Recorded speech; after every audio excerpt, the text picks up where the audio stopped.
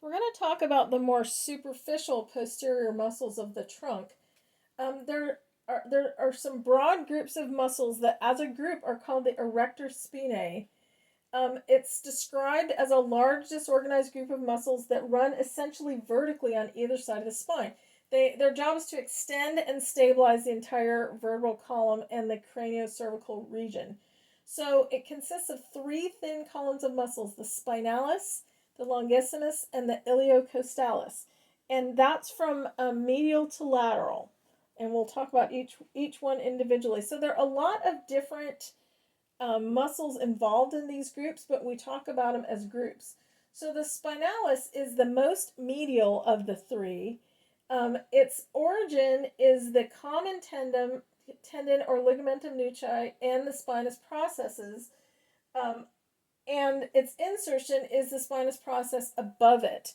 So basically, there are a lot of little muscles that run all along right next to the spine, from one spinous process to the one above it. And when you see, they all contribute to extension. The longissimus attaches to the transverse processes. So it originates on a transverse process or a common tendon, and it inserts on the transverse process above, or the mastoid if it's in the upper region. So the longissimus runs, it's in between the spinalis, which is right next to the spine. It's the medial one, and then the iliocostalis is the most lateral of the four groups. So again, it's a lot of little muscles going from one transverse process to another, working its way up the back. The iliocostalis originates on the common tendon and the angle of the ribs, and it inserts on the angle of the rib above, or the transverse processes of C3 and C4. So the common tendon is in the iliac region, and it goes up to the ribs, so it's more lateral. So bilaterally, all of these groups do extension. Unilaterally, all of them do lateral bending. So really sort of interesting, because a lot of times they're talked about as one muscle, but it's really groupings of lots of little muscles. Pretty interesting, right? So in the posterior muscles of the trunk, we have a group of muscles that, as a group, we're going to call them transversospinal muscles, because they go from a transverse process to a spinous process. So it could be a really short, where they span one or two segments. Let's see if I can get my arm out of the way. Or it could be longer, where they span multiple segments.